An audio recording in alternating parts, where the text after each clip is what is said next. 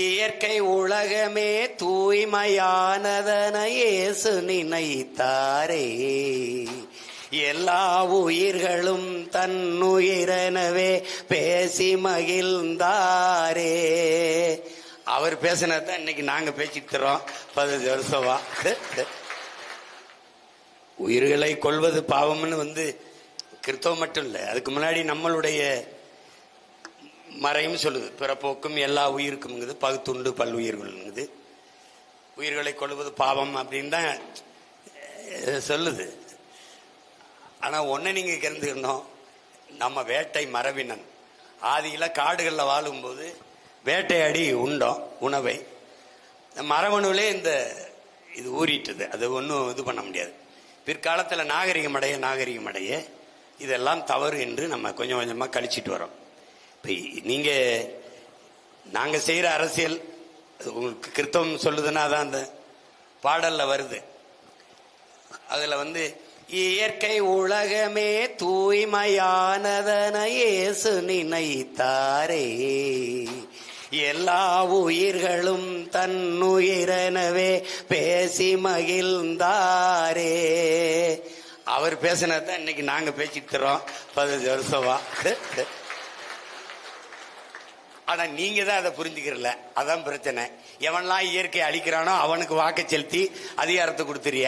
எவனெல்லாம் இயற்கையை தாயின் பேரன்பு கொண்டு நேசிக்கிறானோ அவனை தெருவில் ஓட்டுறிய. அதனால இயற்கையை நேசிக்க கத்துக்கிறீங்க, அதை நேசிக்கிற எங்களையும் கொஞ்சம் நேசிக்க கத்துக்கிறீங்க. இது கொஞ்சம் கொஞ்சமா தான் இது பண்ணும். இதுல நம்முடைய போற்றுதற்குரிய அருள் தந்தை அவர்கள் சொன்னது மாதிரி இது என்ன செய்யறான், இந்த வெள்ளக்காரை வரும்போது இந்த நிலத்தை எப்படியெல்லாம் பிரித்தாண்டு அதிகாரத்தை கைப்பற்றணும் நுட்பத்தை கையாண்டானோ அதுபோல இந்த திராவிடர்கள் வரும்போது என்ன செய்யறான், இந்த பெருத்த தமிழ் சமூக ஓர்மையை சிதைக்கிறதுக்கு அவன்கிட்ட இருக்கிற மொழி இனப்பற்றை வீழ்த்தி சாதி மதப்பற்றை வலுவா ஊற்றி விட்டுறான். அந்த சாதி மதப்பற்று மேலோங்கும் போது தமிழ் சமூகம் எளிதா பிளக்கப்பட்டது. இப்போ உதாரணமா உங்களுக்கு இப்ப கன்னியாகுமரின்னு எடுத்துக்கிட்டீங்கன்னா பெருத்த சாதி அப்படின்னு பாத்தீங்கன்னா நாடார் தான்.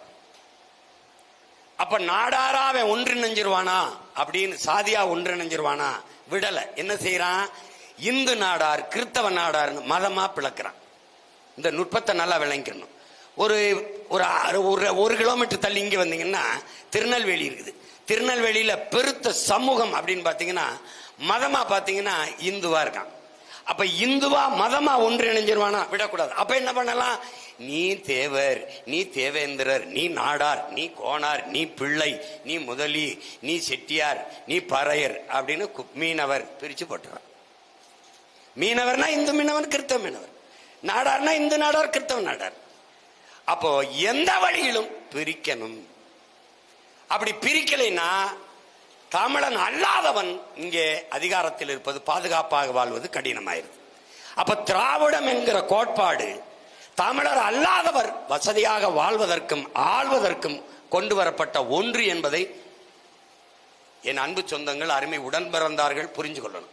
அப்ப இவன் பிரித்து தமிழர்களை பிரித்து அவர்களுக்குள் தன்னின பகையை ஊட்டி அவர்கள் மோதி சிந்திர ரத்தத்தை குடிக்கிற ஓநாய்களாக இந்த திராவிடர்கள் இருந்து கொள்கிறார்.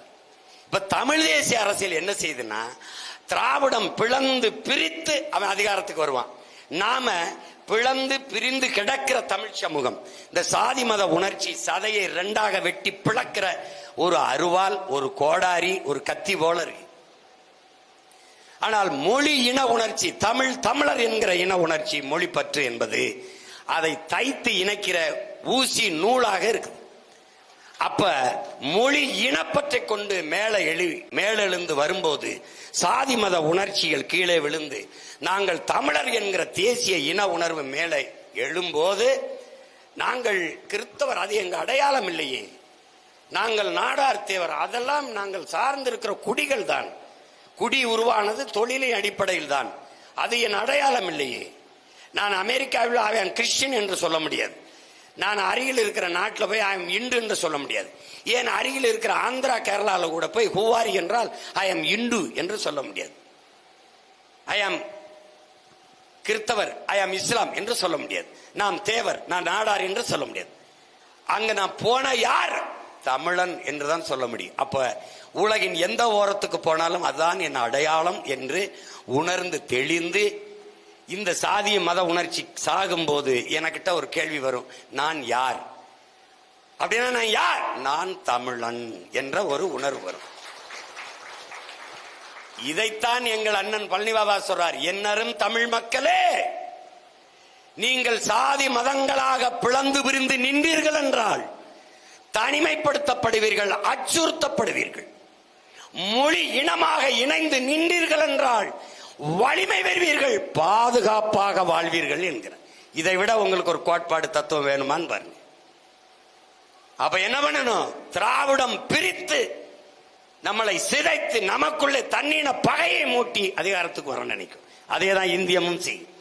ஆனால் தமிழ் தேசியம், தமிழர் என்கிற தேசிய இன உணர்வை ஊட்டி ஒன்றிணைத்து, தேவர், தேவேந்திரர், படையாச்சி, பறையர் 4 பேரும் ஒன்னா நின்னுட்டா இந்த நாட்டை வேற ஒருத்தர் எவனும் ஆள முடியாது.